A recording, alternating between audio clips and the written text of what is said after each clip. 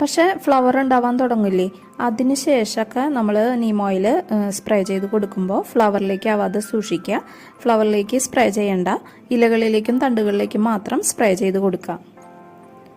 പിന്നെ ഓരോ 2 ആഴ്ച കൂടുമ്പോഴും കുറച്ച് വെള്ളത്തിൽ സ്യൂഡോമോണസ് കുറച്ച് കലക്കിയിട്ട് ഒഴിച്ചു കൊടുത്താൽ വാട്ടരോഗമൊന്നുമില്ലാതെ ചെടി നന്നായിട്ട് വളരുന്നതായിരിക്കും. പിന്നെ കണ്ടുവരുന്നത് പുഴുക്കളുടെ ശല്യമാണ്. അപ്പോൾ നമ്മൾ എന്നും ചെടീനെ അടുത്ത് പോയി ഒന്ന് നിരീക്ഷിക്കുക. അപ്പോൾ ചെടിയുടെ ഇലകളുടെയൊക്കെ അടിവശത്തായിട്ടായിരിക്കും മിക്കവാറും പുഴുക്കളൊക്കെ വന്നിരിക്കുക. അപ്പോൾ അങ്ങനെ വല്ലതും കാണുകയാണെങ്കിൽ നമുക്ക് അപ്പോൾ തന്നെ കൈയോടെ പിടിച്ച് അതിനെ നശിപ്പിച്ച് കളയാം. അങ്ങനെ ഒരു 90 ദിവസമൊക്കെ കഴിയുമ്പോഴേക്കും നമ്മുടെ കോളിഫ്ലവർ വിളവെടുക്കാൻ റെഡി ആയിട്ടുണ്ടാവും. ഒരുപാട് മൂത്ത് പോകുന്നതിന് മുമ്പ് നമുക്കിത് വിളവെടുക്കണം.